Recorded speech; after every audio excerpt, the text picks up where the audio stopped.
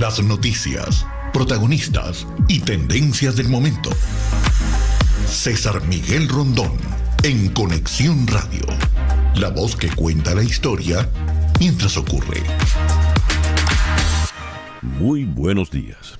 Son las 9 en punto de la mañana, hora del este, de este 1 de noviembre del año 2023. Entramos ya en el penúltimo mes del año. ¿Usted qué dice? ¿Ha sido rápido el año? ¿Ha sido lento? Yo creo que todos coinciden que se ha ido, como se decía antes, a millón, ¿no? A toda velocidad. Hoy es el Día de Todos los Santos, 1 de noviembre. Así que ha de ser, sin duda alguna, un gran día. Ha pasado un minuto después de las 9 y en este momento usted está en la sintonía de en Conexión Radio por Éxitos 107.1 FM, la emisora del sur de Miami, Territorio Éxitos.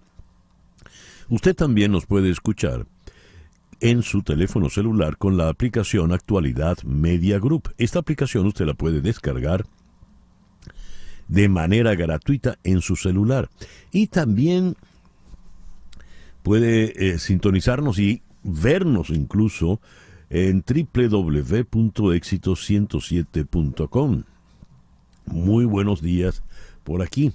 A ver, recibo el saludo de Rómulo Ramón Rodríguez desde Santiago de Chile, Daniel Villalobos, Alexa Gutiérrez en Panamá, Marvick Salminen Morillo en Minneapolis, Juan Bautista González Rojas, desde una Caracas con un gobierno que se debate entre la avaricia y el poder.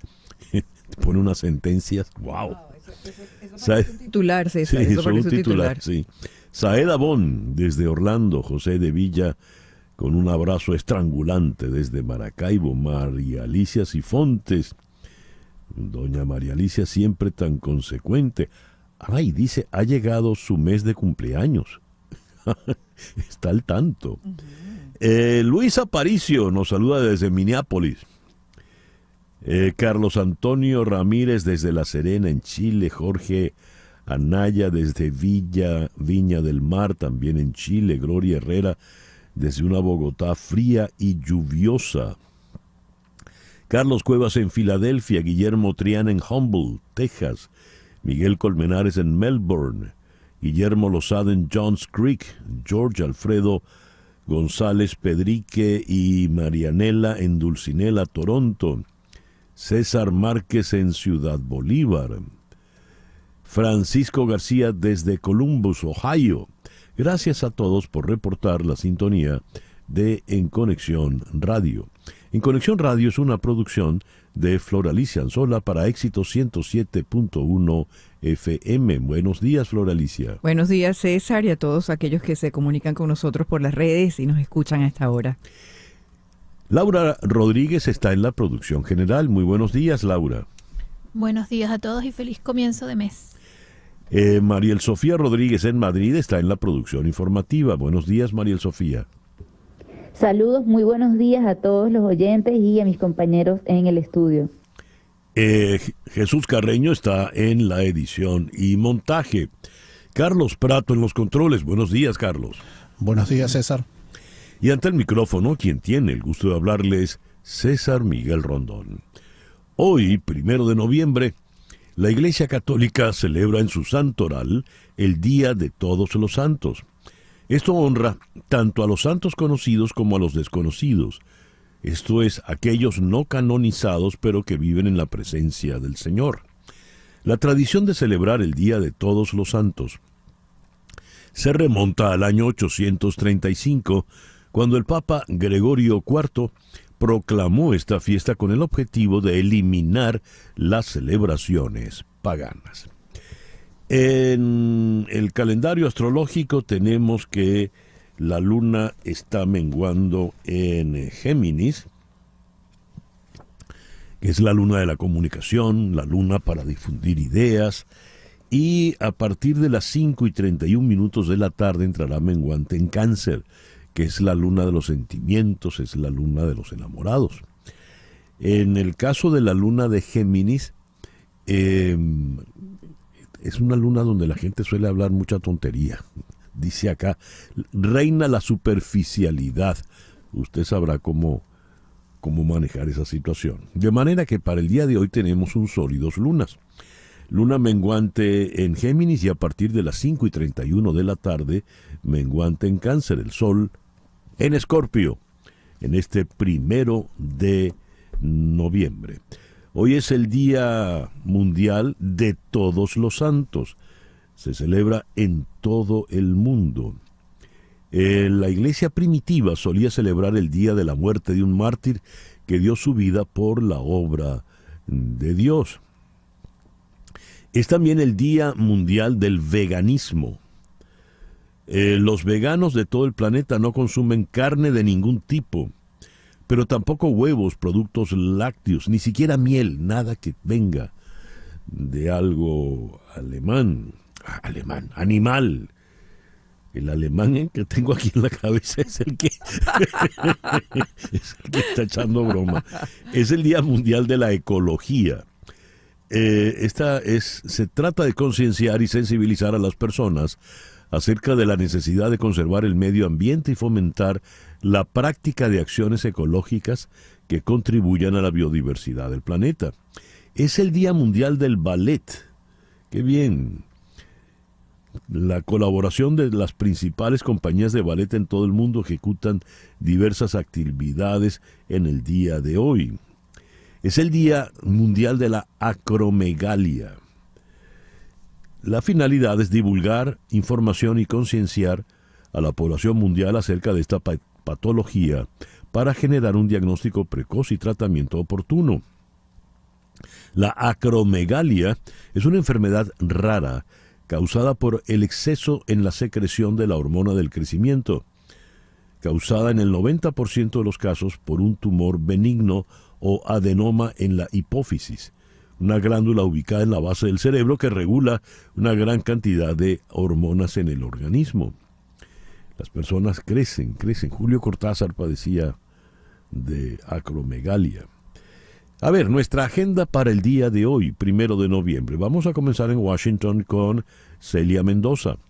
Se espera que Mike Johnson, el presidente de la Cámara de Republicanos, de la Cámara de Representantes, republicano él, dice que hay una reunión prevista, tendrá lugar el almuerzo habitual de los miércoles de la conferencia. Washington se dirige a un enfrentamiento sobre la ayuda militar extranjera después de que los republicanos en la Cámara de Representantes revelaran un proyecto de ley que pagaría $14.300 millones en asistencia a Israel mediante la reducción de la financiación del impuesto sobre la renta.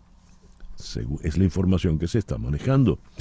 En Ciudad de México hoy comienza la celebración del Día de los Muertos. Estamos en la víspera del Día de los Muertos, que en México es una gran celebración. ¿Por qué? ¿Por qué los mexicanos veneran de manera tan importante el Día de los Muertos? Eso lo vamos a hablar con el gran escritor venezolano Alberto Barrera Tisca, que tiene ya varios años, décadas, viviendo en México. En Caracas vamos a conversar con el doctor Emilio Figueredo. El doctor Figueredo, diplomático, fue negociador con Guyana y conoce a fondo el tema de la Guayana Esequiba. Con él vamos a conversar sobre la verdadera responsabilidad que ha tenido el gobierno bolivariano en la entrega, el desdén con que han manejado, el desdén entreguista con que han manejado el tema de la Guayana Esequiba, desde Chávez hasta ahora Maduro. En Puebla, México, vamos a conversar con el periodista Alberto Rueda. Andrés Manuel López Obrador, en una de sus mañaneras, dijo que en diciembre Acapulco iba a estar como nuevo. Veremos. Regresaremos a Washington para conversar con el analista Antonio de la Cruz. El secretario de Estado, Anthony Blinken, ratifica que Estados Unidos tomará acciones contra Maduro si viola el acuerdo de Barbados. Esto en respuesta a una pregunta puntual que le hizo el senador de Florida, Marco Rubio. Y en Barquisimeto, vamos a conversar con Barquisimeto, Estado Lara, en Venezuela. Vamos a conversar con el ingeniero Roger Jiménez. Él es el presidente de la Asociación Larense de Astronomía. En el Estado Lara hay una asociación de astronomía. Importante. Leo. En este caso importantísimo lo que Sí, vas a decir. una red de astrónomos aficionados de diversas instituciones e iniciativas venezolanas descubrieron 33 nuevos asteroides por medio de la campaña All Venezuela Search Campaign, coordinada por la Asociación Larense de Astronomía.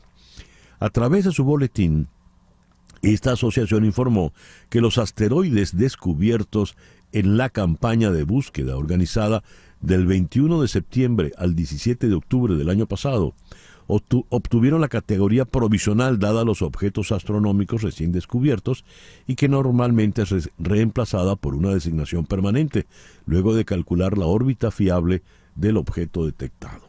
¿Qué tal? No solo crepúsculos en Barquisimeto.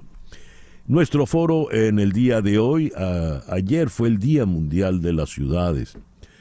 Y para hablar de las ciudades sustentables, vamos a conversar en Caracas con Glenis González. Ella es arquitecto, planificadora urbana, CEO de la Fundación Ciudad, Afirmación de Urbanidad. Y en Caracas también vamos a conversar con la ingeniero civil Celia Herrera, consultora en movilidad urbana sostenible. Promete ser un foro por demás interesante. Al repasar las efemérides de este día, 1 de noviembre, tenemos que en 1478 el Papa Sixto IV emite la bula Exigit Sinceras Devotionis Affectus, creando nada menos que el Tribunal del Santo Oficio de la Inquisición de Castilla, conocido también como Inquisición Española. Fue una institución fundada por los reyes católicos para mantener la ortodoxia católica en sus reinos. Fue abolida el 15 de julio de 1834.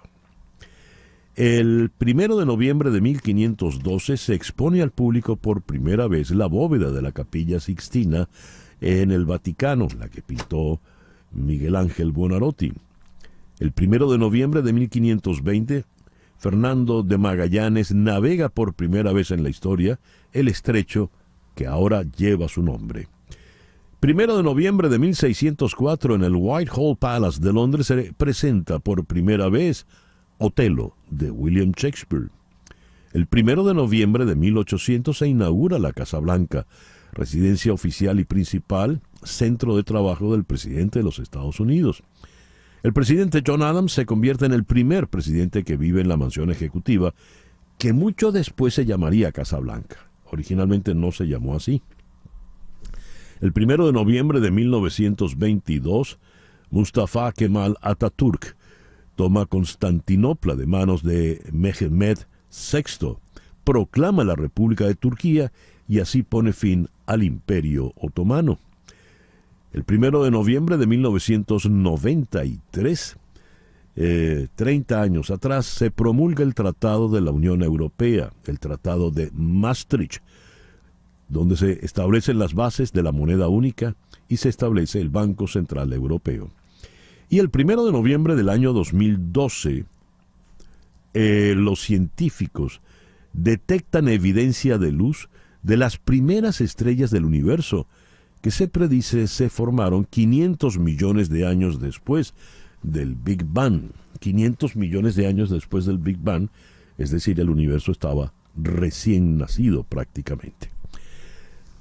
Al repasar las efemérides musicales, tenemos que el 1 de noviembre de 1922 nació el cantante de boleros y salsa puertorriqueño Santitos Colón.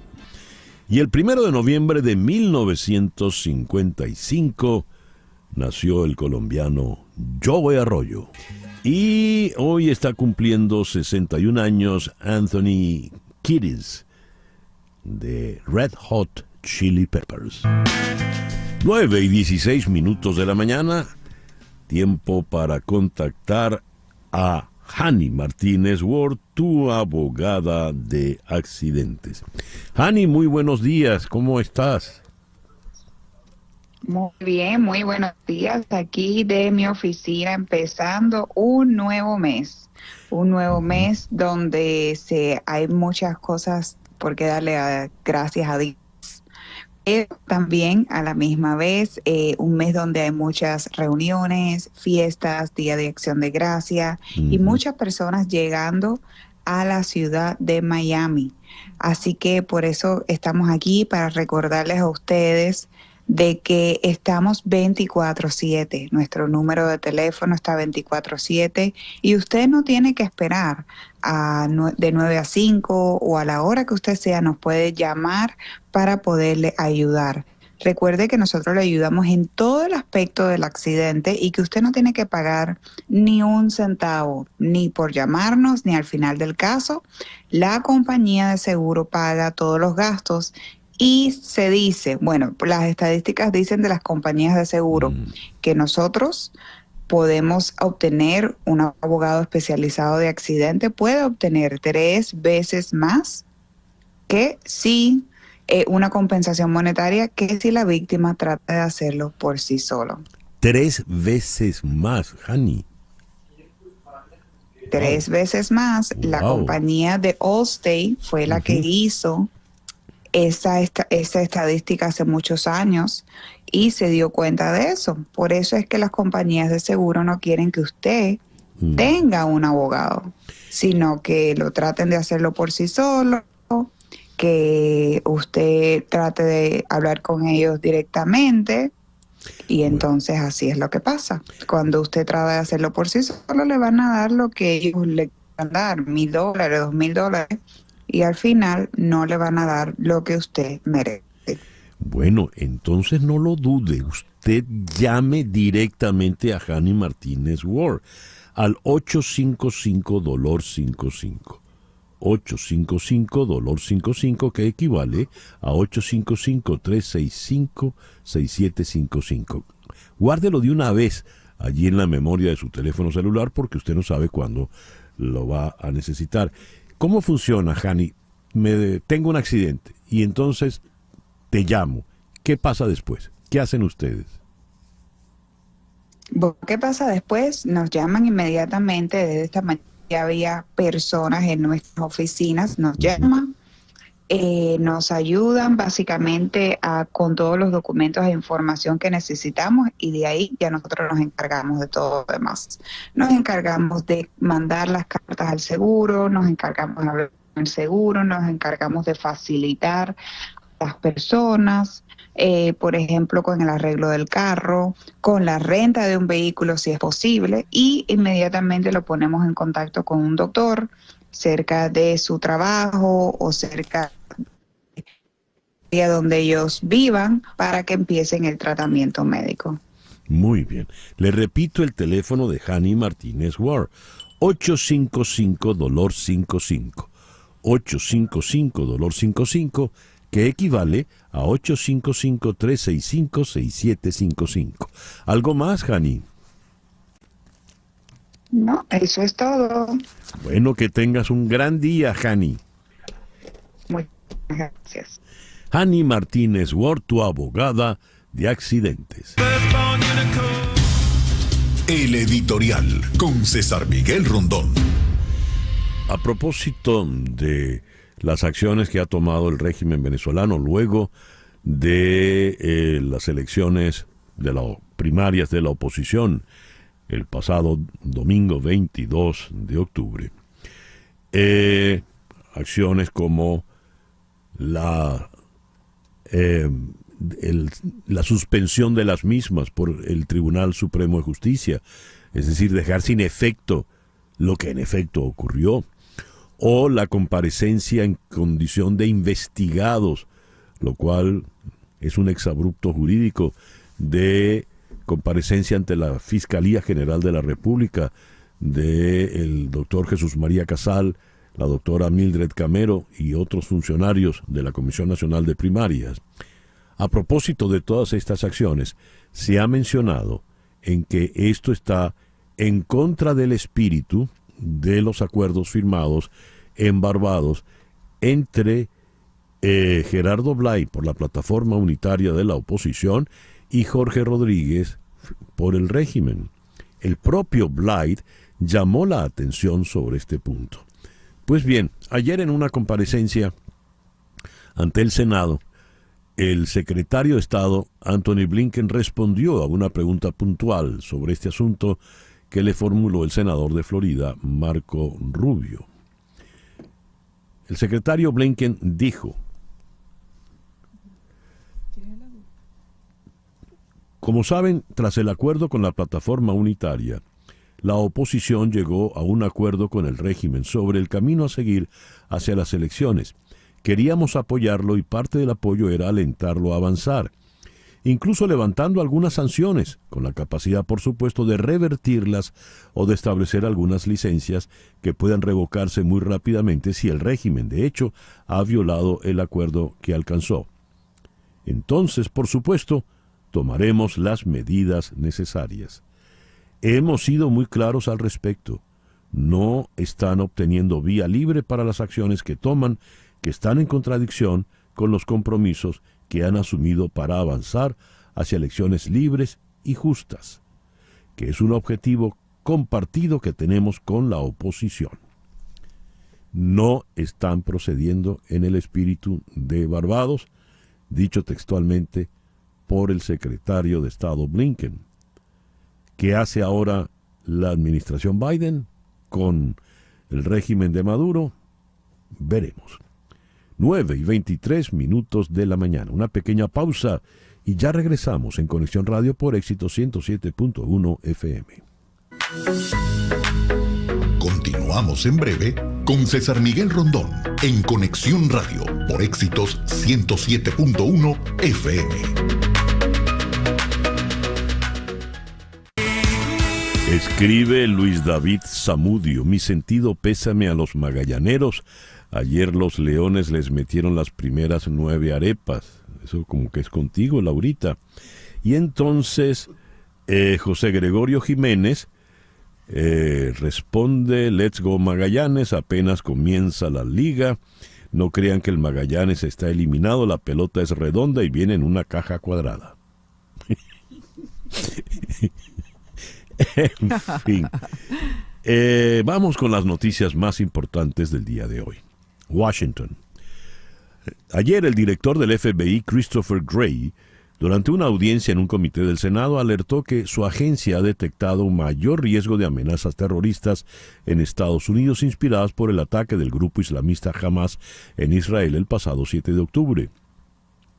La guerra en Israel y la Franja de Gaza, dijo Wray, ha elevado las amenazas de un ataque terrorista contra los estadounidenses en su propio territorio a otro nivel. Wray mencionó que la agencia ha detectado que tanto el Estado Islámico como Al-Qaeda han lanzado ya llamamientos a la acción en contra de los Estados Unidos y las comunidades judías, tanto en Estados Unidos como en Europa. Las brigadas Al-Qassam, brazo armado del grupo islamista Hamas, anunciaron hoy miércoles que 7 rehenes murieron ayer a causa de los bombardeos israelíes contra el campo de refugiados de Jabalia, en el norte de la Franja. Israel aseguró que Jabalia es uno de los bastiones militares de Hamas en el norte de la Franja, utilizado para entrenamiento y ejecución de actividades terroristas, y donde había posiciones de tiro, túneles utilizados por agentes terroristas como paso hacia la costa y un gran arsenal de armas. Por su parte, la operadora palestina de telecomunicaciones, Paitel, anunció hoy miércoles un nuevo corte de Internet y de la telefonía en la Franja de Gaza. Finalmente, un primer grupo de evacuados heridos de Gaza cruzó a Egipto a través del cruce fronterizo de Rafah, dijeron medios locales egipcios y una fuente en la frontera. Según el acuerdo alcanzado entre Egipto, Israel y Hamas, se les permitirá a varios extranjeros y personas gravemente heridas abandonar el territorio asediado. Washington. La portavoz de la Casa Blanca, Karine Jean-Pierre, confirmó que el presidente Biden y su homólogo chino Xi Jinping tendrán un encuentro este mes de noviembre en San Francisco. Una reunión que espera sea constructiva. Aunque Jean-Pierre no lo detalló, esta reunión puede celebrarse en los márgenes del Foro de Cooperación Económica Asia-Pacífico, que se celebrará a mediados de noviembre en esa ciudad. El último viaje de Xi a Estados Unidos fue en abril de 2017, cuando se reunió con el entonces presidente Donald Trump en Florida. El secretario de Estado Antony Blinken respondió ayer en una audiencia del Comité de Asignaciones del Senado sobre la solicitud de financiamiento suplementario de seguridad nacional para apoyar a Israel y Ucrania. A una pregunta del senador republicano por Florida, Marco Rubio, sobre Venezuela, escuchamos. Marco Rubio dice, como solo tengo una pregunta, nadie más le preguntará sobre esto. Y de todos modos no tiene relación tangencial con lo que estamos hablando.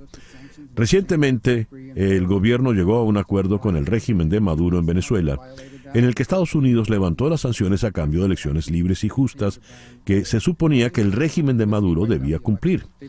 Les ha llevado 2 semanas y lo han violado. Cancelaron las elecciones primarias de la oposición y continúan prohibiendo al ganador de las primarias. Básicamente borraron las elecciones, han roto el trato. Pregunta entonces Rubio, ¿vamos a volver a imponer sanciones? Y viene la respuesta del secretario Blinken.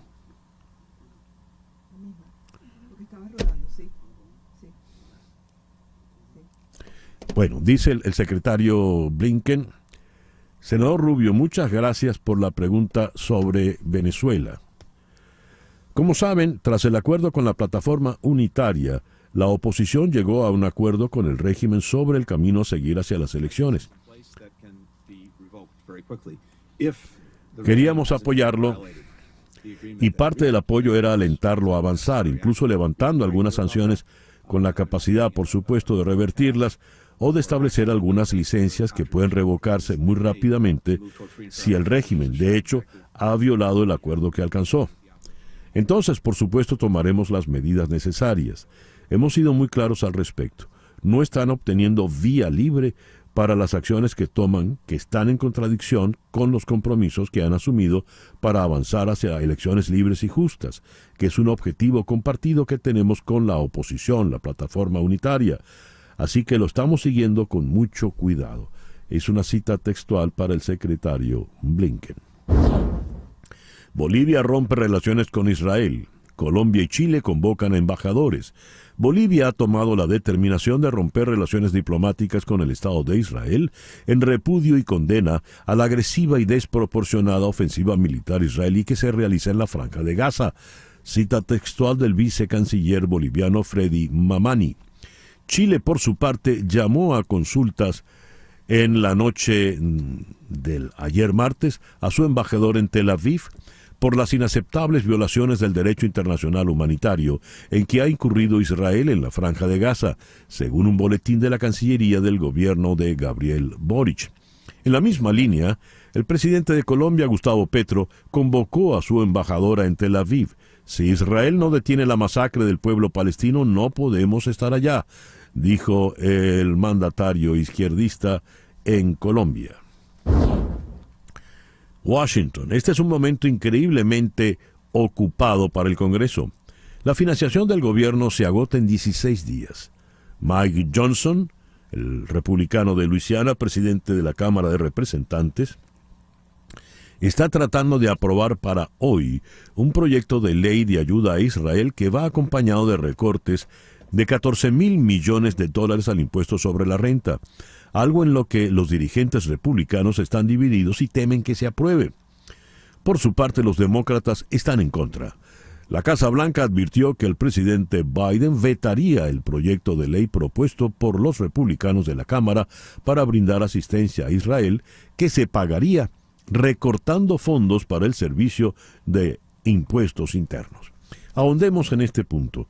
Vamos hasta la ciudad de Washington. Allí, en la línea telefónica, está la periodista Celia Mendoza. Celia, muy buenos días. Gracias por atendernos. Muy buenos días. Gracias, César Miguel. ¿En qué consiste este plan que pretende aprobar hoy el Speaker Johnson? Básicamente lo que está buscando hacer es hacer un intercambio de fondos. Recordemos que se está hablando de estos 14.300 millones de dólares en fondos de emergencia para Israel. El gobierno de Biden había pedido 10.000 millones de dólares, pero al mismo tiempo esto estaría eliminando la misma cantidad en los fondos de la Oficina de Impuestos de los Estados Unidos, de la Ley de Reducción de la Inflación, una importante ley sobre la cual se tocaba temas como el clima, la atención médica y los impuestos que el presidente Biden firmó el año pasado. Es una de los logros de la administración Biden el año pasado de manera bipartidista, y que lo que estaría haciendo de esta manera Johnson es eliminando ese avance, pero al mismo tiempo logrando estos fondos que son necesarios. Como bien lo mencionabas, esto lo pone en una situación bien difícil al Congreso y a la Casa Blanca a medida que avanzan las horas para que se acabe la extensión que se ha garantizado para mantener abierto al gobierno. Pero a diferencia del inicio de esta extensión, el mundo está en un punto completamente distinto. No solamente el hecho de que todavía se necesitan fondos para financiar el conflicto en Ucrania, que los Estados Unidos ha prometido, donde hay divisiones, pero tenemos ahora el conflicto de Israel, que se ha convertido en una de las prioridades del Congreso. Y la forma en la que lo está haciendo Johnson es tratar de defender esto, asegurando que esto va a garantizar los fondos para Israel. Esto definitivamente, según el mismo Johnson, podría verse como una prioridad, pero al mismo tiempo estaría tratando de darle una ganancia con los republicanos que votaron por él para que se convirtiera en el presidente de la Cámara de Representantes. ¿Qué va a suceder? Tendremos que verlo durante esta jornada, que será crucial en este proceso. Será la primera vez en la que él se reunirá con los miembros de su caucus, que son los republicanos, y podrán establecer el camino y mirar cómo pueden avanzar en esta situación. Sin embargo, la secretaria de la prensa de la Casa Blanca, Karine Jean-Pierre, en un comunicado dijo que se estaba politizando la seguridad nacional y los intereses del país, y que esto de inicio no iba a funcionar. Así que estamos viendo que esta primera gran decisión que tiene que tomar el nuevo líder de la Cámara de Representantes ya ha generado muchísimas tensiones con la Casa Blanca e inclusive con los republicanos, por ejemplo, en el Senado, donde Mitch McConnell ha dicho que es importante no solamente financiar a Israel, pero también financiar a Ucrania. Recordemos que parte de la idea es que se separe el proyecto de ley donde se eliminan los fondos de Ucrania y solamente se financia a Israel, pero al mismo tiempo los republicanos en el Senado ven como una prioridad avanzar en mantener el gobierno abierto, pero al mismo tiempo lograr tener estos fondos para estos dos conflictos, en especial, César Miguel, después de las declaraciones el día de ayer en el Congreso durante la audiencia en la que estuvieron testificando el secretario de Defensa, el señor Lloyd Austin, así como el secretario Anthony Blinken, quienes hablaron en detalle acerca de los fondos, de la importancia de estos y de el objetivo que tiene la administración. A ver si voy entendiendo, Celia. El señor Johnson, en primer lugar, ha de complacer a sus partidarios que votaron por él para que pudiese ser el speaker de la Cámara de Representantes. Para complacerles, entonces, trata de revertir la medida que la administración Biden el año pasado tenía como un éxito, como un logro. Y le pone el acento a ayudar a Israel, mas no a Ucrania. Es así más o menos como él está funcionando. Ahora, así es como lo está haciendo. Ahora, leo aquí unas declaraciones del senador republicano Mitt Romney. Personalmente no creo que reducir nuestra recaudación de impuestos, reduciendo el IRS, sea la manera de proceder. Si esa posición de Romney la siguen otros dentro del Partido Republicano, ¿o hay unión dentro de los republicanos al respecto? En el Senado las cosas son completamente distintas, parece un partido completamente distinto. Dentro del Senado republicano estamos viendo unas posiciones mucho más moderadas, desde luego que hay personas un poco más extremistas, pero vemos que hay una consolidación. De hecho, el presupuesto hubiera sido aprobado sin ningún problema si fuera por los republicanos. Pero en la Cámara de Representantes El último moderado de ser presidente en la Cámara de Representantes es el señor McCarthy, quien obviamente, como sabemos, se convirtió en el presidente de la Cámara de Representantes más corto y con más votaciones para ser elegido. Y lo que vemos ahora es que los miembros del Partido Republicano más extremistas son los que están liderando allí. Por lo tanto, el partido es completamente distinto en ese punto. Y lo que está haciendo el señor Johnson, quien de hecho representa a muchos de estos, se le ha cuestionado por diferentes situaciones. No es una persona de centro, es una persona que tiene un historial con algunas posiciones algo radicales que están siendo cuestionadas todavía. Está tratando de hacerlo de una manera en la que él pueda lograr cumplir a todas las facciones de ese partido republicano. Pero sabemos que los demócratas en la Cámara de Representantes se opondrán a esta posición. El tema del IRS, como se dicen en inglés, o el que está a cargo de los fondos de impuestos, es un tema que se había mantenido y que obviamente es importante para el país, y es una pelea extremadamente grande para solucionarla en tan poco tiempo. Y esto es lo que obviamente preocupa a muchos de los republicanos moderados, porque esto podría significar que estando a muy poco tiempo de elecciones, podrían haber consecuencias difíciles para esos distritos en los que los votantes están poniendo mucha atención de si se mantiene abierto el gobierno, de si se le da apoyo a Israel y si se le da apoyo a Ucrania en medio de las condiciones actuales. Ahora, esto no significa que el presidente esté bien librado en medio de estas negociaciones, porque hemos visto también que su favorabilidad dentro de los votantes ha sido reducida, y obviamente las críticas siguen aumentando frente a lo que está sucediendo en Israel y específicamente en las acciones por parte del gobierno de Netanyahu en Gaza. Celia, podría concluir afirmando que la apuesta entonces de Johnson es a que en definitiva cierre el gobierno.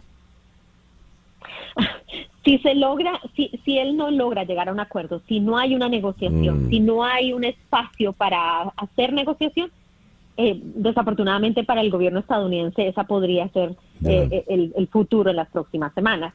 Y esto sería extremadamente difícil si lo era ya al inicio de la extensión.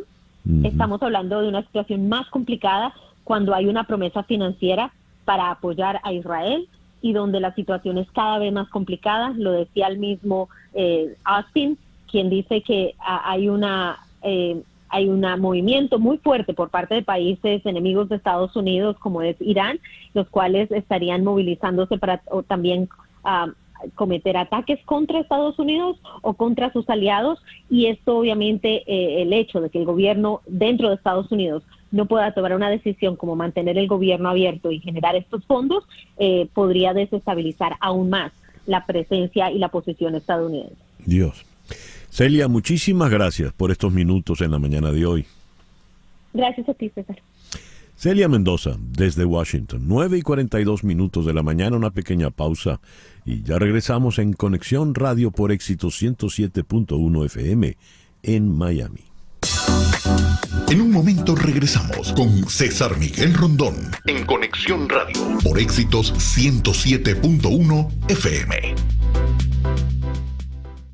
Sintonizas a César Miguel Rondón en Conexión Radio por Éxitos 107.1 FM.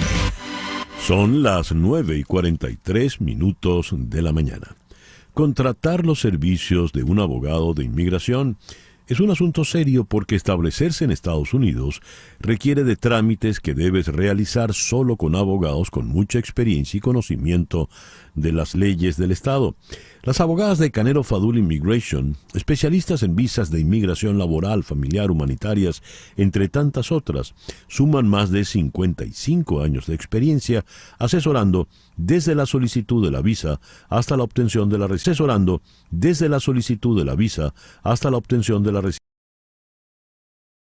Estados Unidos, llama al 844-8-MIGRAR. 844-8-MIGRAR, que equivale a 844-8-644-727. Di que llamas de mi parte y la primera consulta será gratis. También puedes escribir a inmigraya@canerofadul.com. Canero Fadul Immigration, reputación, confiabilidad y efectividad.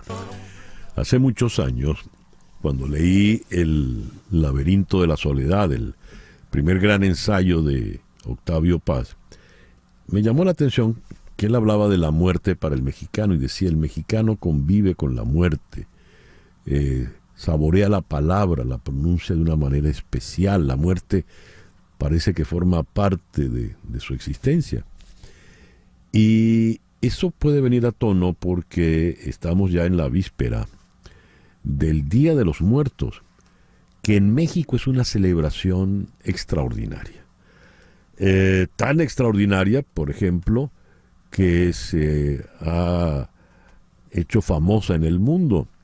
Hubo una película de James Bond que arrancaba en México en una gran marcha de muertos, nada menos que en el Zócalo. Creo que allí a efectos cinematográficos exageraron un poco.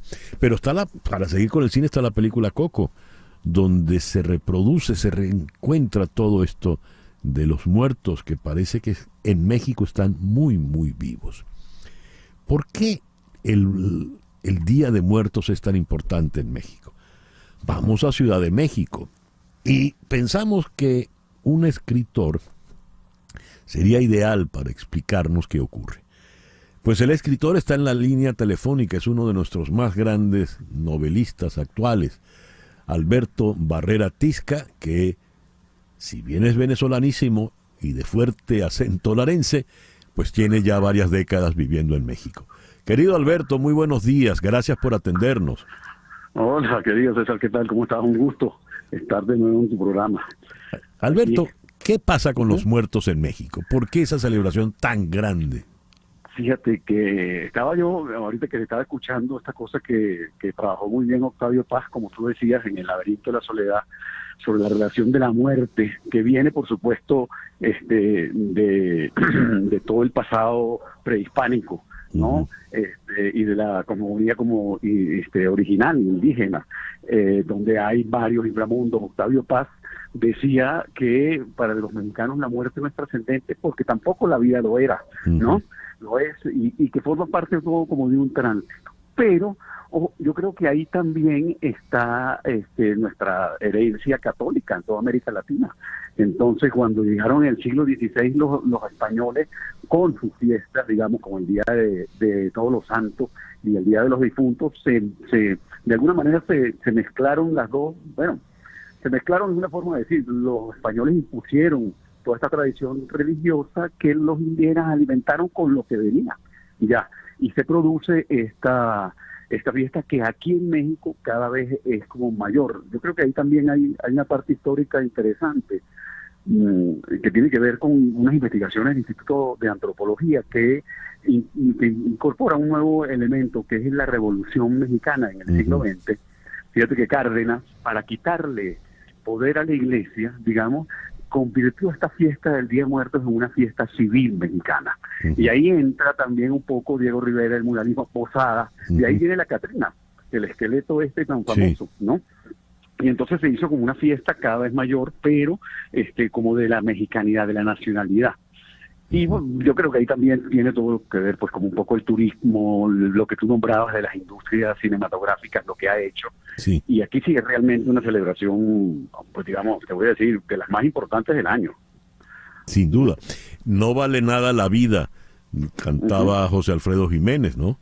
Exacto. Es decir, se empieza siempre llorando y así llorando se acaba, decía la ranchera, ¿no?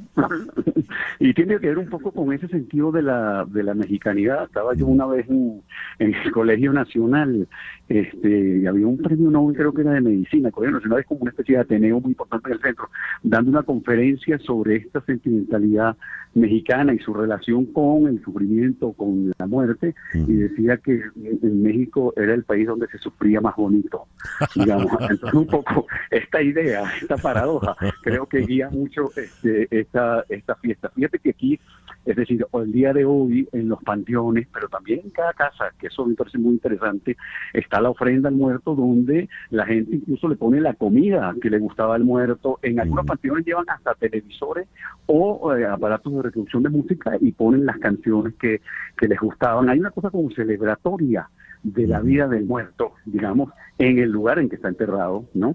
Que es muy interesante.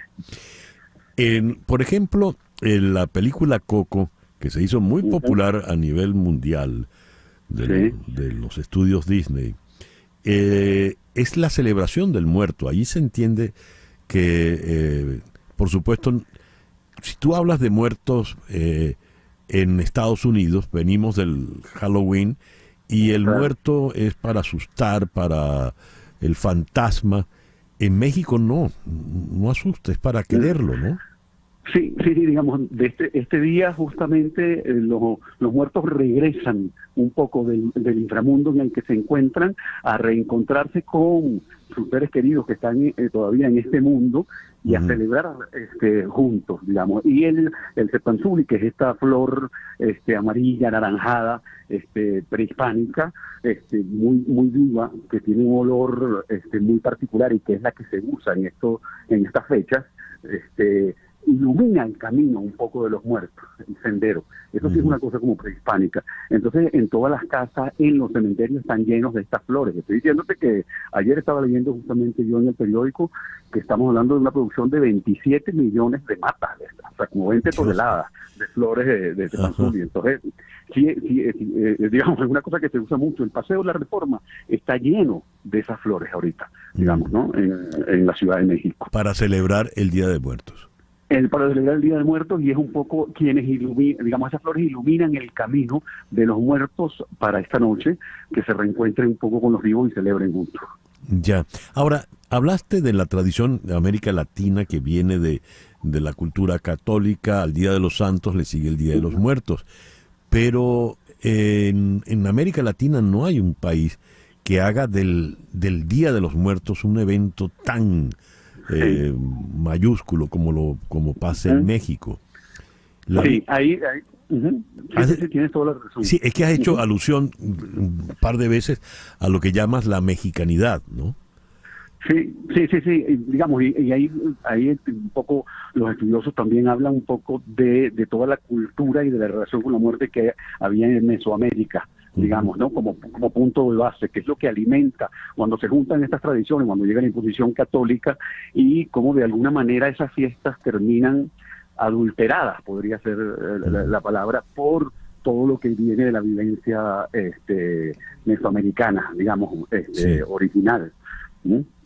Y estamos hablando de un país que hoy por hoy vuelve a vivir con una marca de violencia muy, muy fuerte. La muerte es cotidiana. En México. Bueno, esto se junta con la tragedia de lo que acaba de pasar en Acapulco, por ejemplo, ¿no? Es que aquí se juntan muchas cosas. También en estos momentos México vuelve a ser uno de los destinos turísticos más importantes del mundo. En la ciudad hay un fenómeno de los nómadas digitales. Después de la pandemia, una cantidad de norteamericanos se vinieron a vivir aquí a Ciudad de México. Y entonces también aquí hay una cosa como de turismo muy, muy, muy grande. Y eso también ha resultado, la fiesta de este Día de Muertos, por ejemplo, en los últimos años ha sido cada vez mayor. Te estoy diciendo que esto se está celebrando desde hace una semana. Esta ciudad está como la fiesta, ¿no? El sábado pasado hubo la rodada nocturna, en bicicleta todo el mundo por la ciudad vestido como catrinas, etcétera, etcétera. El domingo hay un gran desfile de catrinas desde el bosque de Chapultepec hasta el Zócalo. Es decir, todos los días hay actividades, digamos. Ya. Alberto, muchísimas gracias por esta conversación tan interesante, tan amena. Hombre, un gusto, chico, por favor. Bueno, a ver cuándo te podemos ver para seguir en la plática, para decirlo en mexicano, ¿no? Exacto, perfecto, cómo no. Sí. Gracias. Buen día.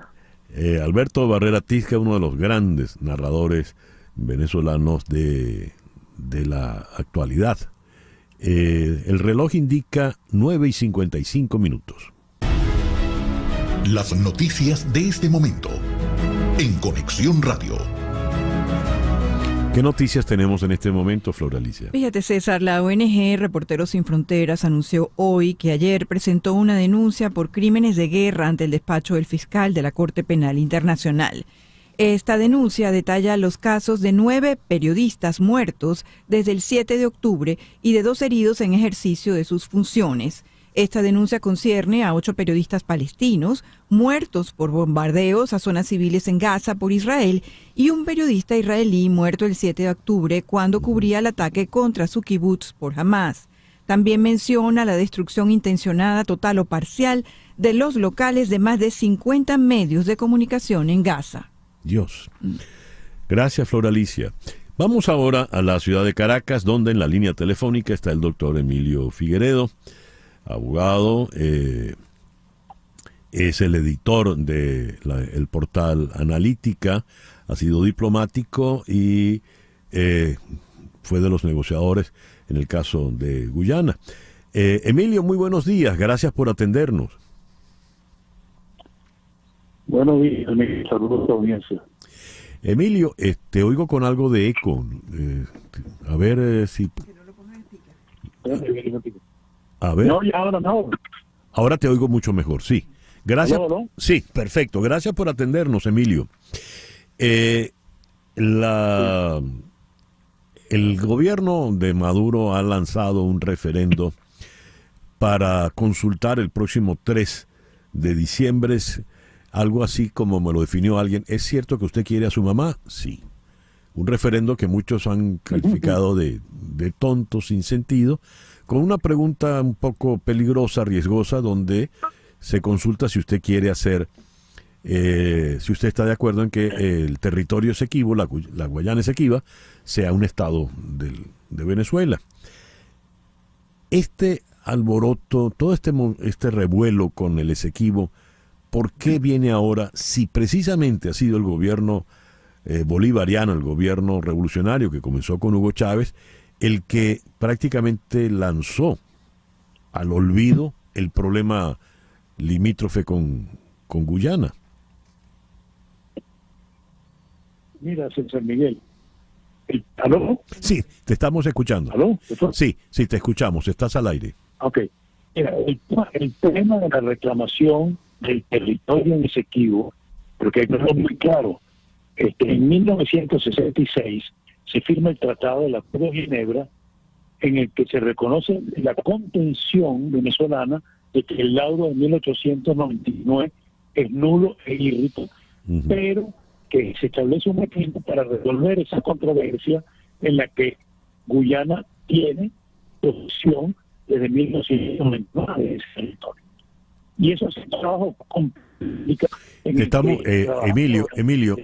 Emilio, disculpa que te interrumpa. Te vamos a volver a llamar porque la comunicación no está muy bien. Cuando estábamos organizando la pauta para el día de hoy, sugerimos el nombre del doctor Figueredo porque conoce a fondo cómo ha sido el historial de todo este proceso con el Esequibo y la actitud entreguista desde Hugo Chávez a esta parte. Ya lo tenemos de nuevo. A ver, Emilio, estás de nuevo con nosotros. Y como te decía, Perfecto, César Miguel, sí, el proceso contemplado en el Acuerdo de Ginebra era un equilibrio muy precario y complejo que se fue cumpliendo a través de los años, inició con negociaciones, en fin, y hasta que llegamos al momento en que entró Chávez al gobierno y empezó a quitar muchos de los argumentos que nosotros teníamos. Primero le dijo que las concesiones las podían dar si eran en beneficio de los pueblos. Segundo, nos quitaron la línea de patrullaje que hacíamos en lo que era la frontera entre el territorio venezolano y la zona de reclamación. No entiendo por qué. Tercero, hubo un buque, el Technic Perdana, que fue capturado en aguas definitivamente venezolanas y en vez de montar una estatua al capitán de navío, no sé a dónde lo mandaron. Entonces, y también había otros argumentos que no eran buenos, que era decir que ese acuerdo de Ginebra había sido en realidad una conjura para impedir que Shedi Yagan fuera al primer ministro de Guyana, independiente. Y aparte de eso, de más tarde, ya con Maduro canciller, cuando vieron que había peligro de que se le aplicara en la OEA la Carta Democrática, para hacerle un gesto al CARICOM, empezaron a hacer una serie de actuaciones en los cuales ni siquiera las protestas por los actos que hacía Guyana se hacían públicas, sino se hacían privadas. Y en derecho internacional, cualquier protesta tiene que ser erga omnes, tiene que ser pública y conocida para que tenga efecto. Entonces, todo eso es una situación que pone en una situación muy delicada, y lo que pasa ahora, César Miguel, y que la gente no quiere entender, es que estamos en la Corte Internacional de Justicia, no por acción unilateral de Guyana, sino porque cuando el secretario general de las Naciones Unidas llamó a las partes, es decir, en ese momento Delcy Rodríguez era la canciller, y a los guyaneses, él les pidió en las atribuciones que él tiene en el Acuerdo de Ginebra qué método de solución pacífica de controversia queríamos que se explicara. Eso está en el artículo 33 de la Carta de las Naciones Unidas. Yo recomendé que no se utilizaran los buenos oficios porque era un procedimiento que habíamos inventado Ramphal y yo hace 25 años y no había dado resultado, que utilizaran cualquier otro método.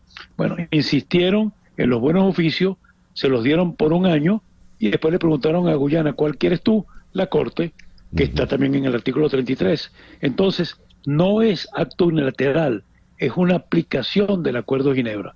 Y ahora tenemos que hacer lo más importante, que nos toca en marzo presentar la contramemoria en el juicio.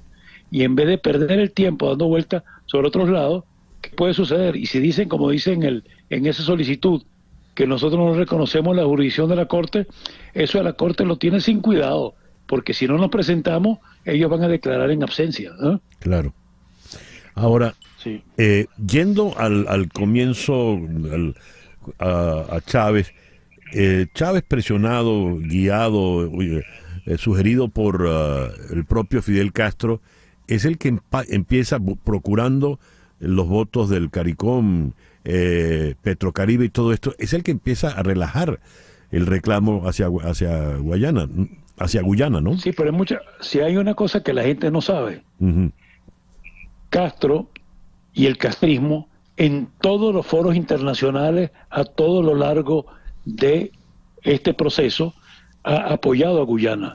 La gente no sabe que Castro tiene un acuerdo, generó un acuerdo con Guyana que lo transformó prácticamente en su principal aliado, porque Guyana fue la que le permitió su aventura en África, en Angola, Etiopía, etcétera, porque ningún país del Caribe le daba combustible. Y se lo dio. Inclusive hay algo más que la gente no sabe. Después de la guerra, que fue terrible para los soldados cubanos, donde hubo corrupción, droga, etcétera, muchos de ellos, antes de entrar a la isla, se detenían en una especie de campo de recluta o de rehabilitación en Guyana, hasta que los tenían sanos, los devolvían para La Habana. Entonces, hay que conocer la historia, no se puede reflexionar solamente por la emoción y por las aspiraciones. Ojalá, yo quisiera que recuperáramos un territorio que perdimos. Pero otra cosa que es importante, César Miguel, es que el tema del uti possidetis iuris se aplica entre ex colonias españolas, no entre Venezuela y una colonia británica o holandesa, ¿eh? Yeah. Emilio, muchísimas gracias por estos minutos en el programa de hoy. Ok, gracias a ti. Emilio Figueredo fue negociador en el caso limítrofe y diplomático, y en la actualidad es el editor de Analítica. 10:04 de la mañana. Una pequeña pausa y ya regresamos en Conexión Radio por Éxito 107.1 FM. Una pausa y regresamos con César Miguel Rondón en Conexión Radio. Ayer, martes 31, fue el Día Mundial de las Ciudades. Leo esto de Naciones Unidas, Hábitat, por un mejor futuro urbano. La perspectiva económica global sigue siendo frágil en medio de una convergencia de crisis que amenazan con revertir aún más el progreso en los objetivos de desarrollo sostenible. El informe sobre la situación económica mundial y perspectivas 2023 de Naciones Unidas proyecta que el crecimiento global se desacelerará al 1.9% en este año. Se estima también por la UNCTAD, la Conferencia de Naciones Unidas sobre Comercio y Desarrollo, y la Agencia Internacional de Energía, que aproximadamente se requieren 2.6 billones de dólares al año hasta el 2030 para cumplir con los objetivos de desarrollo sostenible y mantener el rumbo hacia una sociedad de emisiones netas cero para el 2050. Este es el documento publicado por ONU Habitat con relación a este Día Mundial de las Ciudades, que como decía se celebró en el día de ayer, pero aquí seguimos en las ciudades. Para hablar de las ciudades, de estas ciudades sostenibles, de estas ciudades del presente, tenemos a la arquitecto Glenis González. Ella es planificadora urbana y es CEO de la Fundación Ciudad, Afirmación de Urbanidad. Ciudad, S-I-UDAD, no con la C con que se debe escribir. Glenis, muy buenos días, muchísimas gracias por acompañarnos en el foro de hoy. Hola, muy buenos días. Es un gusto para mí compartir este espacio con profesionales tan admirados y tan respetados, aunque sea desde la distancia, pero el cariño y la admiración sigue siendo igual. Y como bien menciona, pues hoy, 1 de noviembre, todavía estamos celebrando el Día de las Ciudades, porque las ciudades son esos territorios donde nos desenvolvemos todos. Y si bien el día 31 de octubre fue decretado por la ONU Habitat desde el año 2014 como el Día de las Ciudades, pues tenemos que considerar quienes vivimos en ellas que es todos los días, porque claro, cada vez la población urbana es más grande. Así es. Y nos acompaña también una profesional muy, muy querida por el programa. Me refiero a la ingeniero Celia Herrera. Celia es consultora en movilidad sostenible, profesora en la Facultad de Ingeniería de la Universidad Central de Venezuela. Querida Celia, muy buenos días, un gusto compartir de nuevo contigo. Tienes el mute puesto, Celia, tienes que quitarlo. A ver. Cierto, ahora sí, disculpe. Sí. Buen día, ¿no? Encantada yo de estar con ustedes y particularmente con un tema tan apasionante como es el de las ciudades y lo que se vislumbra a futuro para nuestro planeta. ¿Por qué hay que dedicarle un día a las ciudades? ¿Por qué Naciones Unidas decidió esto? ¿Y qué se entiende por ciudad hoy por hoy en esta segunda década del nuevo milenio? Le pregunto al arquitecto Glenis González. Bueno, yo empezaría diciendo que el Día de la Ciudad, hay que recordar que la ciudad la debemos ver como un sujeto político, más que como un territorio. Es un sujeto político porque este concepto lo han venido trabajando varios autores, donde nos dicen que la autoridad como sujeto parte de la ciudad, que es este territorio donde todos debemos participar y donde desarrollamos nuestra ciudadanía.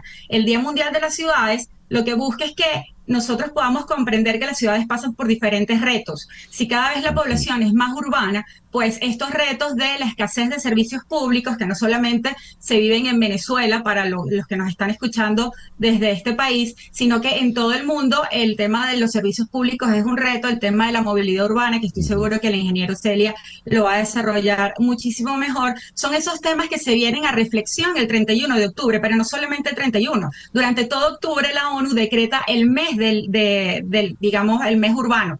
Durante todo octubre, incluso noviembre es el mes del urbanismo, entonces digamos que son 2 meses muy movidos. Justo hoy se están desarrollando actividades en África, en Nairobi, sobre espacios públicos. También se están desarrollando actividades en México sobre una propuesta para hacer ciudad a través del placemaking, que son, bueno, metodologías distintas y muy innovadoras. Entonces, digamos que son 2 meses bien cargados de actividades para recordarle a los ciudadanos que debemos participar en esa construcción del espacio que nos pertenece.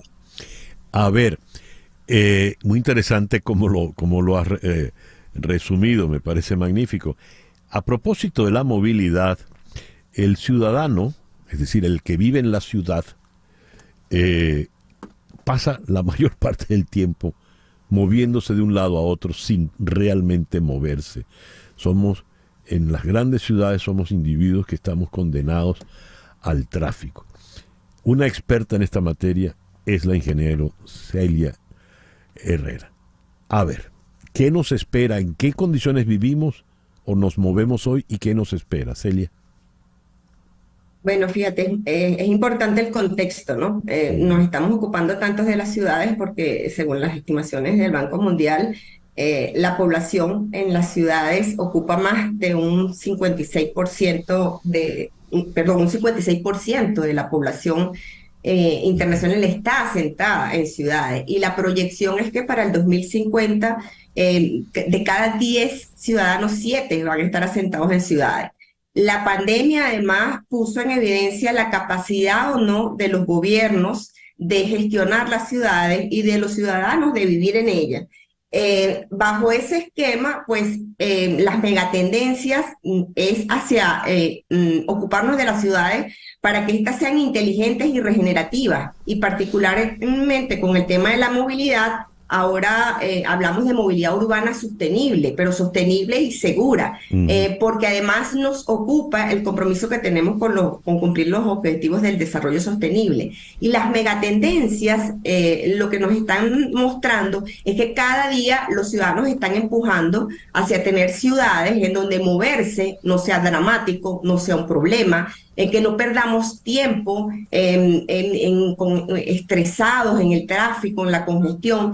Y por eso se está trabajando en estructurar redes, como lo que se está haciendo, por ejemplo, en París, con la ciudad de los 15 minutos, en tratar de que los ciudadanos tengan ese espacio público donde pueden hacer todas sus actividades y cumplir con su cotidianidad sin ningún tipo de problema. Y esa movilidad además se está convirtiendo en inteligente porque tenemos otro tipo de energías alternativas, automóviles eléctricos, autobuses, flotas completas de autobuses que ya manejan otro tipo de energía renovable, vehículos públicos y privados alimentados por estaciones de recarga digitalizada que están conectadas a una red, que son accesibles incluso a través de un teléfono celular mediante una app. Tenemos redes eléctricas inteligentes para llevar energía a esas zonas de recarga, y además la movilidad se está volviendo más humana, más cercana. Se están recuperando cada vez con mayor auge espacios que en algún momento fueron ocupados por vehículos automotores para que las personas puedan desplazarse a pie, que es la manera natural de moverse, que es la más cercana, la más humana, y empezar a crear también infraestructura de servicio para dar cabida a esos actores que son los más vulnerables, a los adultos mayores, a las personas con algún tipo de discapacidad, a los niños. Se están incorporando facilidades y equipamiento para ciclistas, para otros medios que no pensamos. Hoy se trabaja mucho con la micromovilidad, monopatines, scooters, patinetes eléctricos.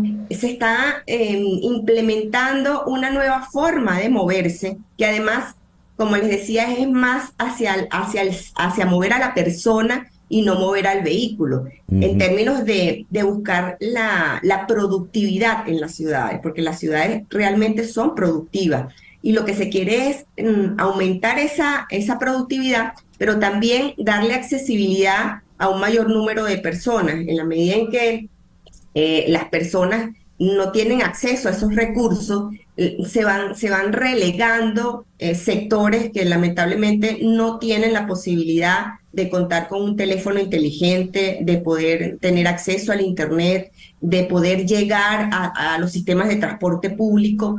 Y por eso es que se está trabajando buscando las maneras de obtener recursos para la inversión en esos sectores más desfavorecidos. Muy bien. Leo, hablaba la ingeniero Celia Herrera, que bastó esta pequeña intervención para que nos diéramos cuenta del dominio que tiene en la materia. Por algo es una autoridad en esto. Decía Glenis que las ciudades hay que entenderlas como algo vivo, como un ser vivo. Busco, por ejemplo, las ciudades más pobladas. Entonces tenemos que La ciudad de Tokio tiene, a ver, ahora se me fue aquí, 37.270.000 habitantes. Delhi 32.060.000. Shanghái 28 millones. En nuestro continente, Sao Paulo 22.600.000. Ciudad de México 22.200.000. ¿Cómo podemos concebir tanta gente junta viviendo en un mismo sitio, Glenis? Bueno, precisamente el ejemplo que nos acaba de dar la profesora Celia, perdón, de esta ciudad de los 15 minutos que se está buscando y está muy en boga. Esto es un modelo que lo inició un urbanista llamado Carlos Moreno. Él es colombiano, él da clases en la Universidad de Sorbonne, y cuando él arranca este modelo de la ciudad de los 15 minutos, eso trascendió de París a Shanghái precisamente. Entonces hay cerca de 16 ciudades en todo el mundo que están adoptando ese modelo de la ciudad de los 15 minutos, donde, como bien describía la profesora Celia, la idea es que no se tenga que hacer traslados muy largos, que deberían ser traslados de 15 minutos desde las centralidades. En el caso parisino fueran los centros escolares. Son estas centralidades que se buscaron para que todo lo que es el área residencial, todo lo que son los equipamientos de servicio, se puedan trasladar en bicicleta o caminando. Pues Shanghái también adoptó este modelo, y cada vez son más las ciudades del mundo, las grandes metrópolis, que lo están adaptando. Y no se trata de demoler, no se trata de demoler lo que ya existe, sino de ajustar el tejido urbano que lo conforman los espacios públicos. Por eso los espacios públicos son tan importantes, y por eso como ciudadanos debemos defender nuestro derecho a la ciudad, porque estos son los que tejen esa funcionalidad desde los equipamientos, desde las centralidades, hacia donde nosotros nos residenciamos. Yo creo que hay un ejemplo muy importante también que resaltar, que es que los días de la ciudad anteriores, cada uno ha tenido una temática, y este año en particular la temática se ha ido por el tema del financiamiento, para que se puedan realizar estos cambios. O sea, sí hay una campaña y una conciencia muy abierta de las organizaciones, sobre todo de los multilaterales.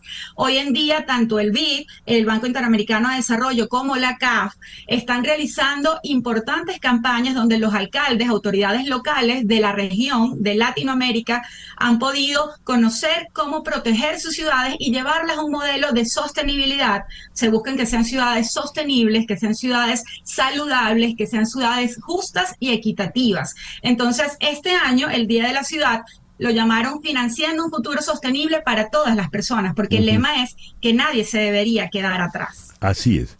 Financiando un futuro urbano sostenible para todas las personas. Flor Alicia Anzola, nuestra productora, quiere hacer una pregunta. Sí, quiero hacérsela a Celia y también a Glenis, si también quiere participar. Y tiene que ver con el tejido social. Las ciudades también, como lo decías tú, como Ser Vivo, tienen esa necesidad de, o más bien dicho, los pobladores de las ciudades, de interactuar, de formar parte de algo, de pertenecer. ¿Qué están haciendo algunas ciudades? Y pongo por ejemplo Medellín, que ha logrado más o menos atacar ese tema para apoyar ese desarrollo del tejido social de las comunidades. Glenis o Celia, cualquiera de las dos empiece. O ambas. Sí, bueno, yo quisiera comenzar por decirles que la experiencia internacional es que cada vez más las comunidades se están involucrando en las decisiones que toman sus gobernantes, y que esas decisiones son consultadas, porque nada peor que hacer algo de lo que el asesor o el consultor cree que es lo que le hace falta a la comunidad. Es la comunidad la que sabe exactamente cuál es su problema y cuáles son las cosas que necesitan y que les sirven para funcionar. Entonces, en ese orden de idea, cuando se hace ahorita planificación a nivel de ciudades para acometer algún plan, algún proyecto, algún programa, se hacen consultas, y estas comunidades van interviniendo y participando incluso en los procesos de contratación, en los procesos de inspección. O sea, tienen un acompañamiento muy cercano que les permite ir ajustándose y llevando las experiencias además exitosas a otros espacios, y eso lo llevan a cualquier nivel. Por ejemplo, en las ciudades de México está muy en boga el tema de los planes integrales de movilidad urbana sostenible, y esa planificación se hace con las consultas públicas dentro de las comunidades, y ellos van participando. Y por si fuera poco, en esta nueva era, en donde todo se sabe y cualquier persona puede participar y tener la noticia en el momento que se está produciendo, ya nada se hace escondido. Y adicionalmente, las comunidades están empujando a que las cosas ocurran. Por ejemplo, con las ciclorrutas. Hay cada vez más ciclismo urbano dentro de las ciudades.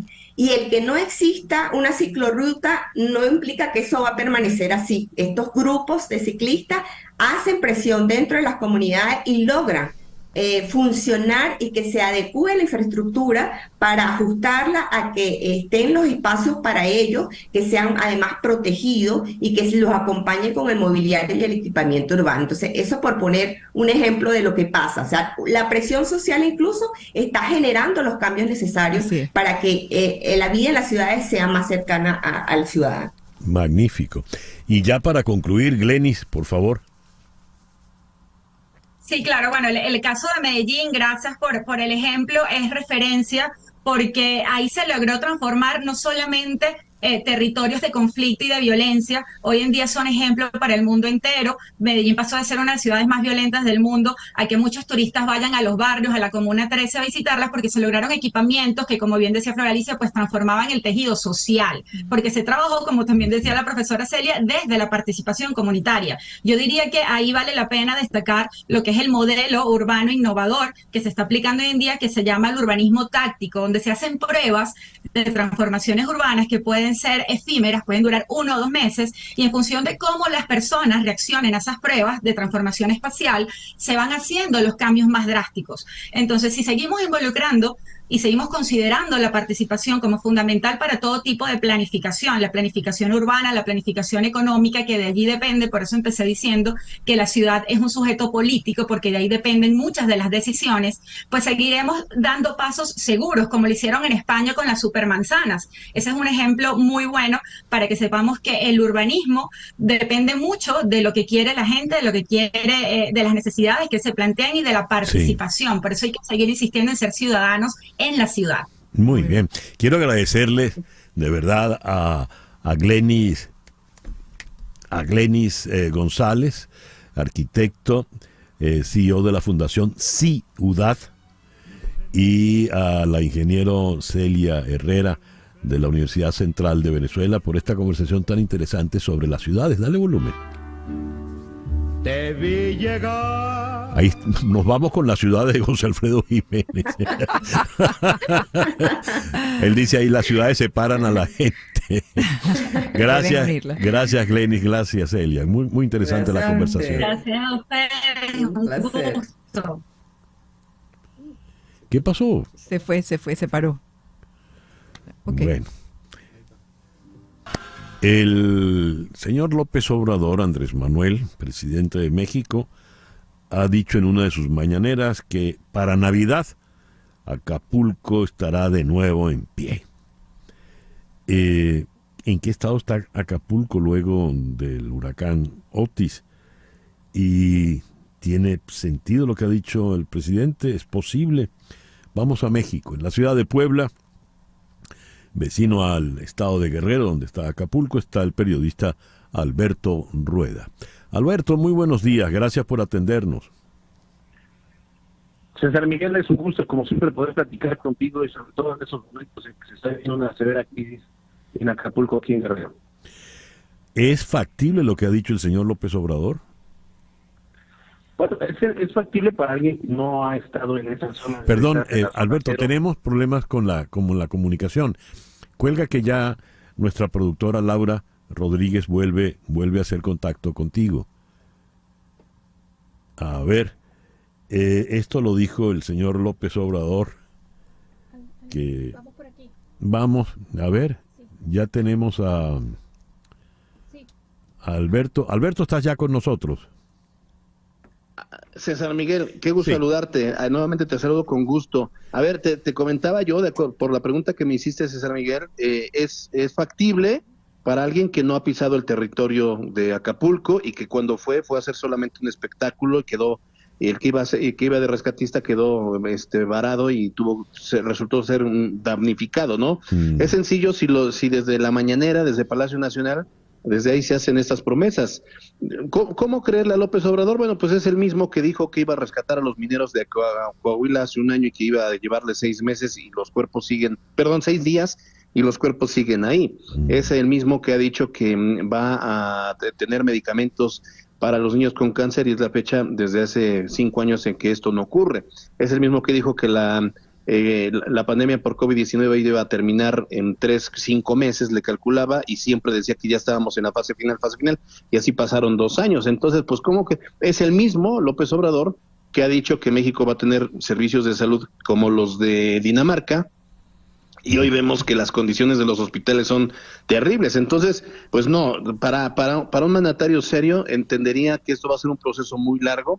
Los analistas están calculando que para que volvamos a ver Acapulco como lo conocimos antes de hace una semana, antes de aquel fatídico 25 de octubre, pues van a pasar por lo menos unos 5 años. Así que me parece muy aventurada la declaración del presidente López Obrador de decir que no van a pasar amarga Navidad y que para la Navidad de este año, estamos hablando prácticamente en 2 meses, pues ya va a estar casi reconstruido Acapulco, lo cual a todos, obviamente, fíjate, ya no nos pareció pues una de las mentiras más del propio presidente. ¿Cómo ha sido tomado esto por el pueblo mexicano y particularmente por los ciudadanos de Acapulco? Pues es que no entendemos si para el presidente el que ya estén felices en Navidad será llevarles un pavo y con eso ya, ¿no? La situación es tan complicada que incluso para las labores de restablecimiento de la red eléctrica están siendo complejas. Hay quien en algún momento se dijo que que el 100% de la electrificación iba a poderse lograr hasta enero del 2024 por lo complicado que está haciendo. Y eso no es un tema sencillo. A ver, mucha gente se quedó sin hogar, los negocios, estas agencias automotrices, las oficinas de gobierno, están verdaderamente en una situación, es un pueblo fantasma. Para que te des una idea, César Miguel, los estragos que ocasionó este huracán categoría 5 que golpeó Otis, que golpeó Guerrero, generó más afectaciones que si hubiese ocurrido un terremoto. Las imágenes ustedes las han visto, los vientos, la categoría se elevó de tormenta tropical a huracán fase 1, fase 3, fase 5, y va a ser complicado. Hay que volver a recuperar las vías carreteras, hacer la limpieza de entrada, reconstruir, y si no ahorita el dinero en Acapulco no vale nada. O sea, tú puedes tener muchos miles de pesos, pero al final no hay donde comprar porque las tiendas están saqueadas. Entonces no es un tema sencillo, tiene que haber un orden, y lamentablemente, no es la primera vez que ocurre un huracán en México, ha ocurrido en Oaxaca, ha ocurrido también en Guerrero, ha ocurrido en otras zonas del país, y siempre había un plan de acción. Acá se actuó tarde, no se previno y se está actuando peor ahora en este momento de contingencia. Entonces, pues para las cámaras empresariales, para las cámaras constructoras y para el sector, la opinión pública, no vemos imposible que en diciembre se pueda recuperar el turismo y que en diciembre pueda haber los hoteles para recibir al turismo, porque de lo que vive Acapulco es del turismo, y si no hay hoteles donde puedan hospedarse, pues no va a llegar nadie. Ya lo veo. Alberto, muchísimas gracias por estos minutos en la mañana de hoy. Como siempre es un placer, querido César Miguel. Un abrazo. Alberto Rueda, desde Puebla, en México, 10:35. Las noticias de este momento en Conexión Radio. ¿Qué noticias tenemos en este momento, Flor Alicia? Bueno, César, se está realizando la rueda de prensa de la Plataforma Unitaria Democrática. En la vocería está Viallo Pileri, con pronunciamientos sobre el éxito de la primaria. Ha dicho: rechazamos todo tipo de acciones abusivas contra miembros de la Comisión Nacional de Primaria. No se puede ocultar 2,5 millones de venezolanos en colas en un día manifestando su voluntad. El sol no se puede tapar con un dedo. Estamos seguros de que cualquier obstáculo que se nos presente lo vamos a superar unidos. No sé si tenemos tiempo para escuchar algunas de sus palabras, ¿no? Las escuchamos después. Las escuchamos después, perfecto. Muy bien. Vamos ahora a la ciudad de Washington, donde está el analista Antonio de la Cruz, director ejecutivo de Inter-American Trends. Antonio, muy buenos días. Gracias por atendernos. Buenos días, César. Siempre un placer estar contigo y tu audiencia. Andrés, ayer compareciendo en el Senado, ante un comité en el Senado, el secretario de Estado Blinken le responde al senador de Florida, Marco Rubio, quien le preguntó por el caso venezolano, habida cuenta de la reacción del régimen venezolano, y utilizaron la palabra régimen, no hablaron de gobierno, luego de las elecciones primarias. Y el secretario Blinken dijo, si el régimen de hecho ha violado el acuerdo al que llegó en Barbados, entonces por supuesto tomaremos las medidas necesarias. Pero no dijo que iban a levantar, que iban a imponer de nuevo sanciones. ¿Cuál es la situación planteada entonces? ¿Cómo hemos de entender lo que dijo Blinken? Recordemos que el acuerdo de Barbados es básicamente un acuerdo trabajado entre la administración de Biden y el régimen de Nicolás Maduro, donde se logró acercar las posiciones y se dio como condición para obtener la primaria y para tener las condiciones políticas, se entregaron las oportunidades de suspender las sanciones. Recordemos que la categoría ahí fue suspender las sanciones. Las sanciones no se han retirado, sino se suspendieron. Por lo tanto, reinstalarla es muy sencillo, porque cortas el efecto que tienen las licencias de 6 meses y en ese sentido pierden vigencia. Entonces, ¿qué es lo que básicamente el secretario de Estado le dijo al senador Rubio? Si Maduro no cumple. ¿Qué quiere decir esto? Recordemos que el mismo secretario le dio hasta finales de noviembre como periodo de gracia para que Maduro cumpliera con los que habían acordado. Entre ellos estaban la liberación de presos políticos, los estadounidenses, en parte las inhabilitaciones, el respeto que la gente tiene el derecho político de ejercer sus derechos políticos. Entonces, yo creo que cuando Blinken le señala eso al senador Rubio, es diciéndole, si él movió, ¿no?, el momento, y estaré muy desagradado, mucho la palabra, en regresar y ponerlo al día, si eso ocurriese. O sea, él no dejó en el momento duda, sino que si eso ocurre, vamos retomaremos retomaremos sanciones, no lo dijo expresamente, pero está señalado. Ajá. Ahora, hay que esperar hasta noviembre. No se puede considerar que ya el régimen violó el acuerdo de Barbados. Si lo consideramos que lo violó, es en el momento en que tuviéramos, por ejemplo, una sentencia firme contra María Corina Machado, que no hay hoy. Una sentencia contra los miembros de las comisiones nacionales de primaria en términos. O sea, mientras no se observe acciones concretas, no podríamos hablar de violación. Por eso él no quiso comprometerse ahí. Hay un intento por parte del régimen Maduro de volver a traicionar los acuerdos que siempre lo ha venido haciendo, pero no hay un hecho concreto, no hay algo que podemos decir, aquí hay un hecho, y por lo tanto nosotros tenemos que tomar, vamos a llamarlo así, la represalia en ese sentido por parte de la administración Biden. Hasta ahora eso no está dentro de lo que se observa del acuerdo de Barbados. Entonces, noviembre, finales de este mes que comienza hoy, sería ya la fecha tope, una suerte de deadline.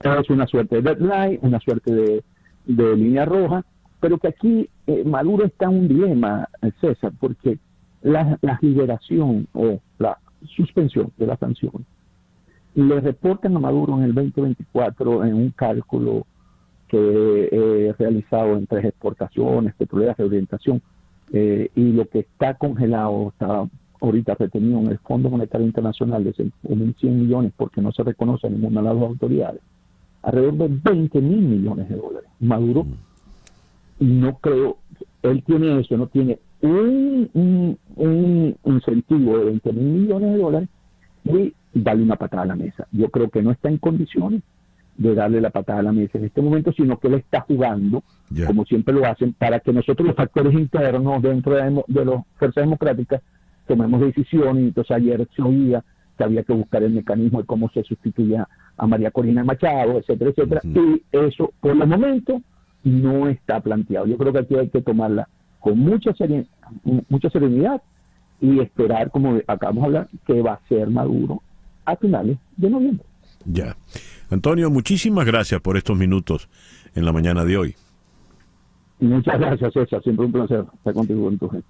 Antonio de la Cruz, analista, director ejecutivo de Inter-American Trends desde la ciudad de Washington. 10:42 de la mañana, una pequeña pausa y ya regresamos en Conexión Radio por Éxito 107.1 FM en Miami. Continuamos en breve con César Miguel Rondón en Conexión Radio por Éxitos 107.1 FM.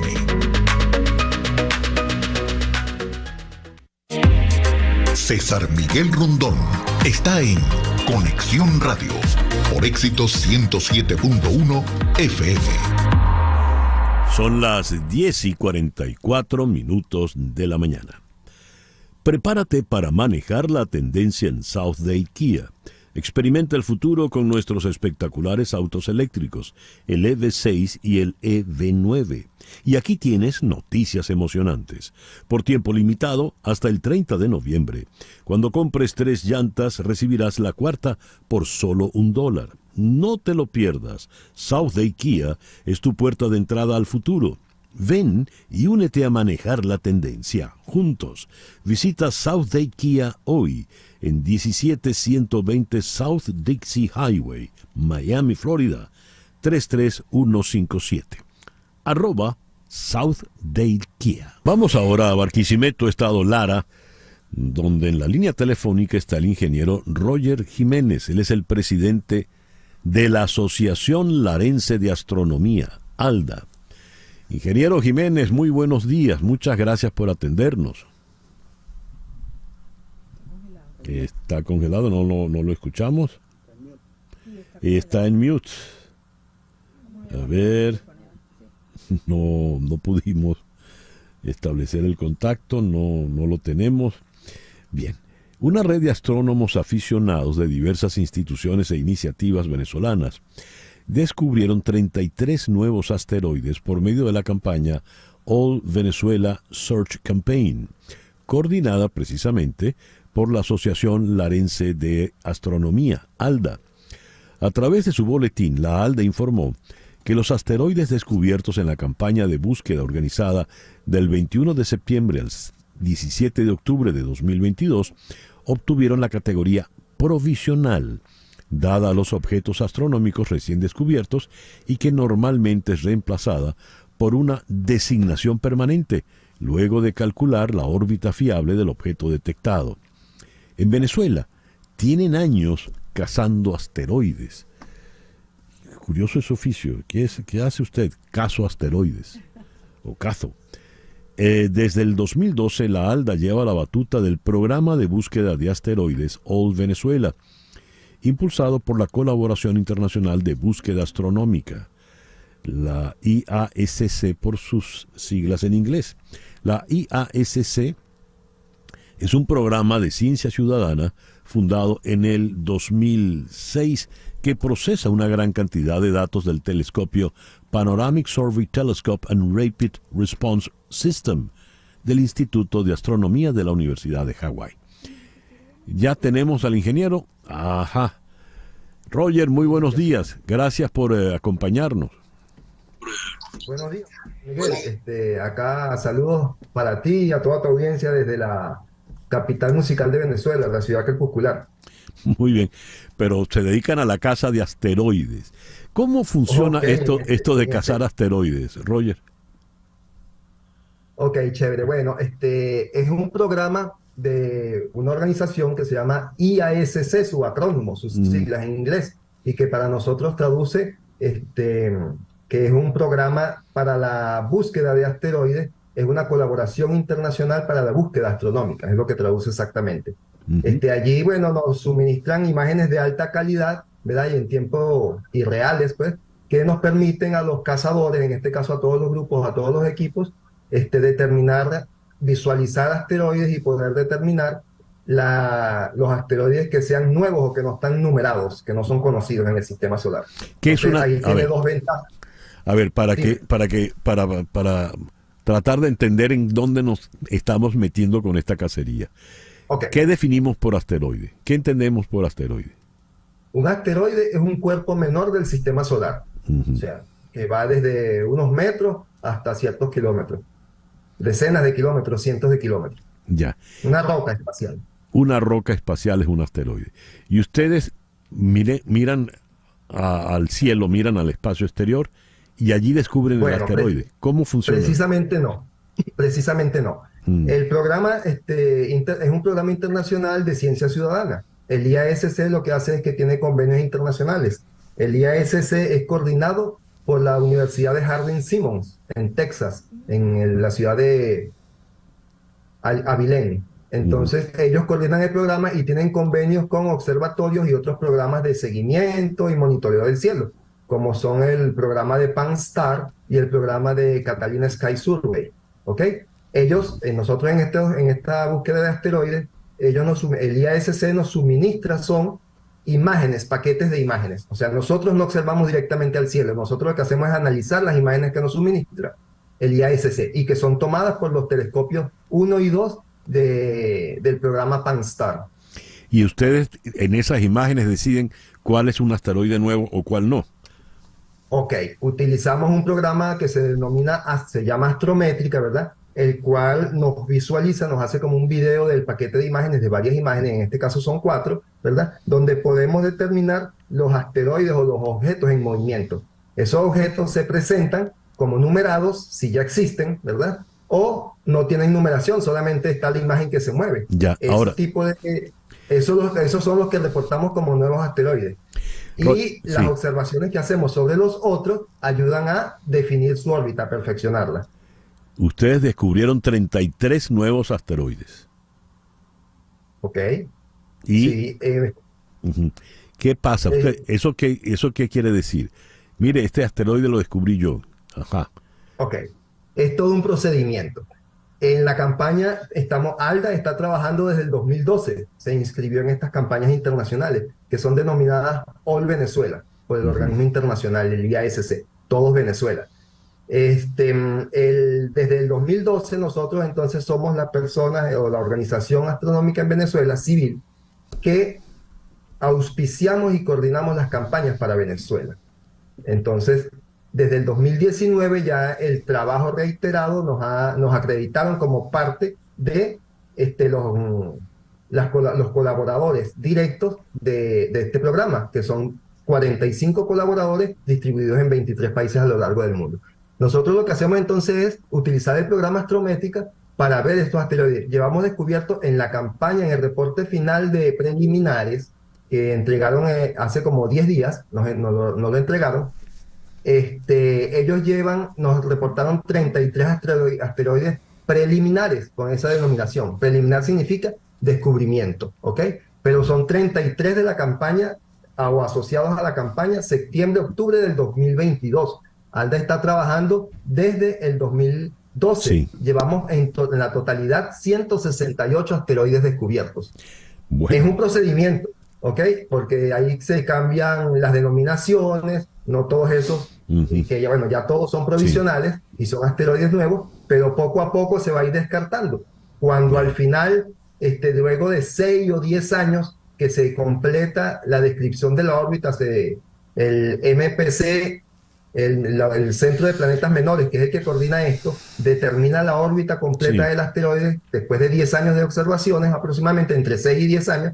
Entonces ellos dicen si finalmente es nuevo y si el crédito es para el observatorio descubridor, o sea, el que tomó la foto, en este caso para nosotros Pan-STARRS, y lo numeran, pasa con la denominación de provisional a numerado, y esa numeración nos da la posibilidad a nosotros de nombrarlo, de ponerle un nombre, bajo ciertas pautas. Bueno, muchísimas gracias, Roger, por toda esta explicación. Roger Jiménez, ingeniero, es el presidente de ALDA, Asociación Larense de Astronomía. El reloj nos dice 10:54 de la mañana. Las noticias de este momento en Conexión Radio. Ya para cerrar, ¿qué tenemos, Flor Alicia? Bueno, César Miguel, estoy viendo y notando que esta acción de retirar embajadores bajo el lema hasta que Israel detenga su guerra en Gaza sigue creciendo. Habíamos comentado esta mañana Bolivia, Colombia, Chile, ahora Jordania, pues acaba de anunciarlo. El Ministerio de Asuntos Exteriores de Jordania anunció la retirada de su embajador en Tel Aviv hasta que Israel detenga su guerra en Gaza. Si bien en el comunicado oficial no hizo mención a mantener o romper las relaciones con el Estado judío. Según la nota reproducida por la agencia de noticias oficial jordana Petra, el ministro de Exteriores, Ayman Safadi, decidió hoy convocar de manera inmediata a Jordania al embajador del reino hachemita en Israel. Crece un sentimiento antisemita preocupante, de verdad. En Estados Unidos, en Europa, casas pintadas, marcadas con la estrella de David para señalar que ahí viven judíos. Preocupante, ciertamente preocupante. Bien, gracias Flor Alicia. Son las 10:55 de la mañana. Y así nos vamos por el día de hoy. En Conexión Radio fue una producción de Flor Alicia Anzola para Éxito 107.1 FM. Con Laura Rodríguez en la producción general, Mariel Sofía Rodríguez en la producción informativa, Jesús Carreño en la edición y montaje, Carlos Prato en los controles y ante el micrófono, quien tuvo el gusto de hablarles, César Miguel Rondón.